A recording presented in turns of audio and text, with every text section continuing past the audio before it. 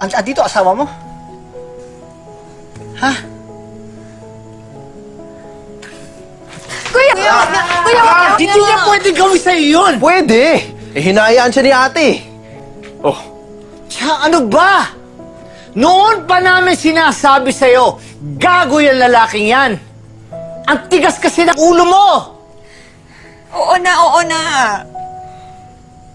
Kaya ayoko magsabi sa inyo, kuya. Kasi kasalanan ko. Ako gumawa ng problema.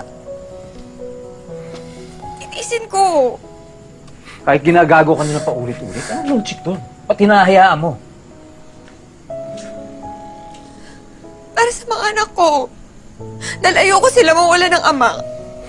Tsaka ayoko na magsabi kay tatay kasi ayoko problema siya eh. Kasi may sakit siya, baka lumala. wala namang sakit si tatay.